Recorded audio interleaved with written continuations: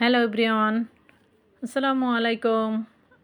আমি রেহানা পারভিন, আমার চ্যানেল রকমারি পাকের ঘর থেকে আমন্ত্রণ রইল সবাইকে। আজকে আমি রুই মাছের কালিয়া রেসিপি নিয়ে চলে আসছি। আশা করি আপনাদের ভালো লাগবে। তাহলে চলুন রেসিপিটি শুরু করা যাক। আমি এই যে রুই মাছ এরকম নিয়েছি, মাছ আর মাথা দুইটাই নিয়েছি। আপনারা চাইলে শুধু মাছও নিতে পারেন। আমি মাথা সহ 4 পিস নিয়েছি। আগে থেকে ধুয়ে পরিষ্কার করে নিয়েছি লবণ দিয়ে। তারপর সামান্য হলুদ, মরিচ, লবণ দিয়ে মেখে নিচ্ছি। এটাকে হালকা করে ভেজে নিতে হবে একটু। আর বাকি উপকরণগুলি আমি রেডি করে নিয়েছি। রান্নার আগে আমাদের সবসময় খেয়াল রাখতে হবে, সব কিছু রেডি করে নিতে হয়। আর রান্নাতে একটু ঝামেলা বেশি, সেটা তো আমরা সবাই জানি। তারপরে যে প্যানে তেল দিয়ে প্যানটা গরম হওয়ার পর আমি মাছগুলি দিয়ে দিলাম। হালকা ভেজে নিব, একদম কিন্তু মুচমুচা করা যাবে না, তাহলে কিন্তু মশলাগুলি ভিতরে ঢুকবে না। খুবই মজার এই কালিয়াটা।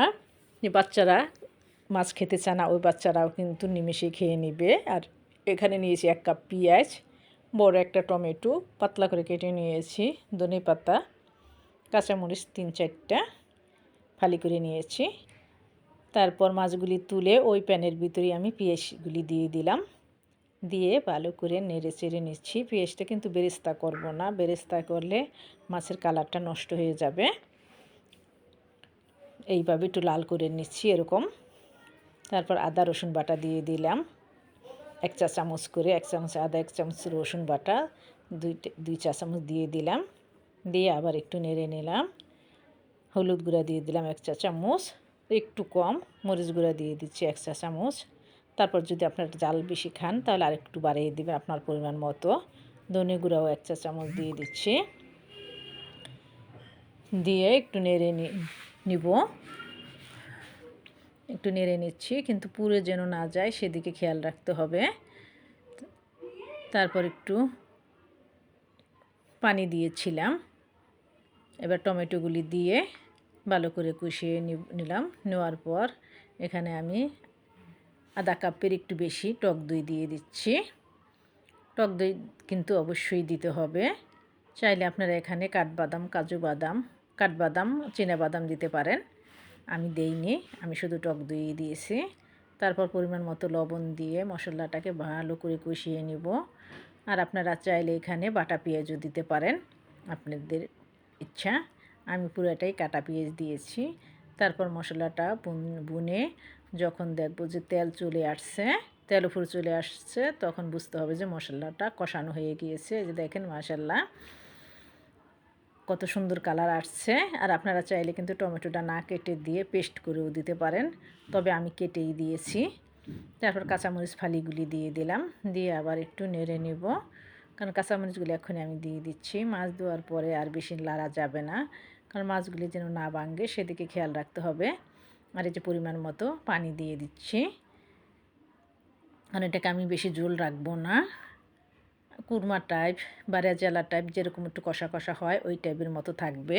আর খুবই মজার এই কালিয়াটা মাছের। দিয়ে দিলাম জিরা গুঁড়া আধা চা চামচ। আর গরম চাইলে আপনারা গরম মশলার গুঁড়াও এখানে একটু দিতে পারেন। দিয়ে আবার ভালো করে নেড়ে নিচ্ছে। এবারে যে মাছগুলি উপরে দিয়ে দিব।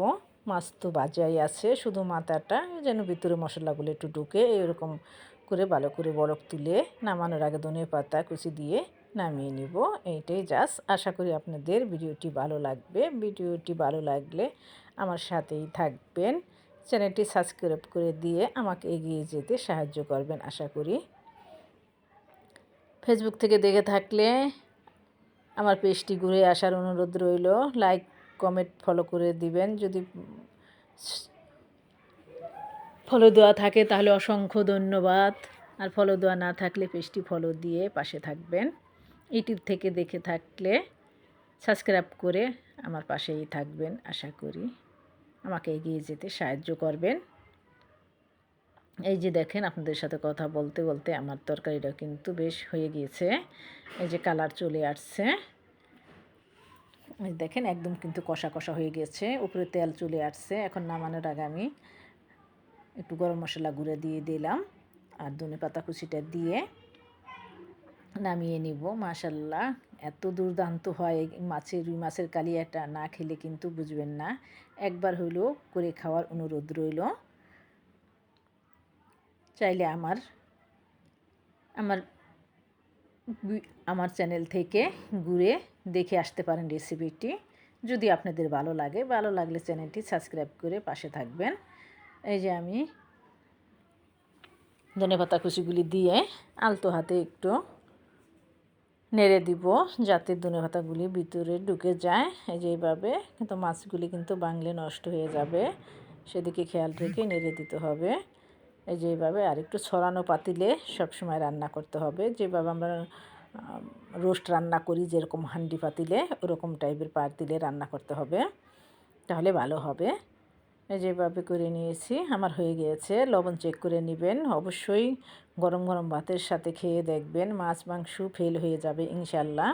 এই যে দেখেন, আমি এবার লম্বা একটা ডিশ নিয়েছি, এটার ভিতরে ডেকোরেশন করে নিব।